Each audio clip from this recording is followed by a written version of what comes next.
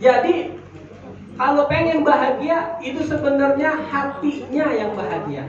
Ya. Hati caranya bagaimana hati ini bahagia? Menghadirkan Allah Subhanahu wa Ta'ala di dalam diri kita.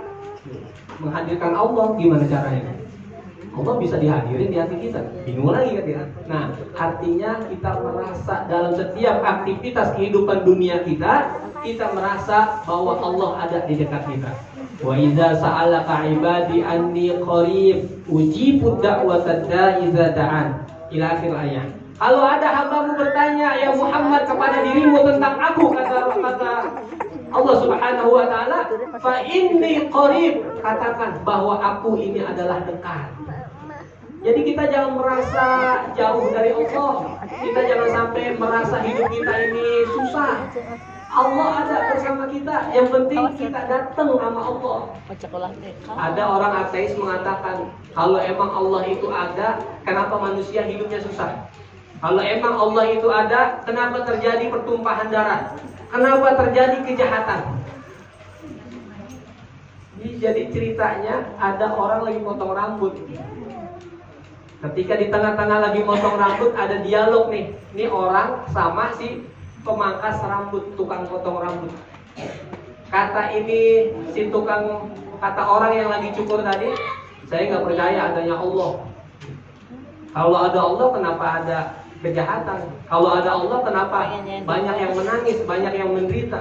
Berarti Allah tuh nggak ada. Tukang rambut diem aja.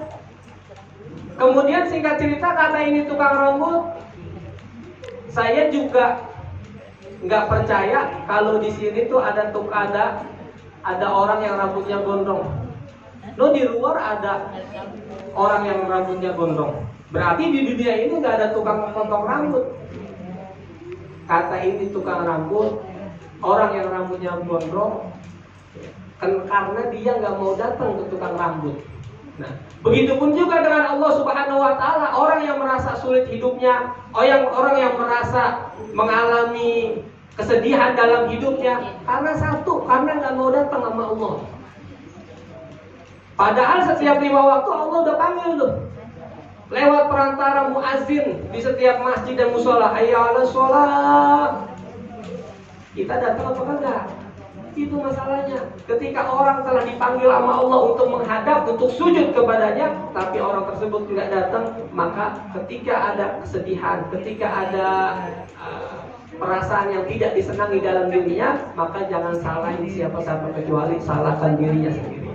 Maka kalau pengen bahagia, hadirkan Allah di dalam diri kita. Ya, senantiasa kita merasa diawasi oleh Allah. Bapak Ibu sekalian,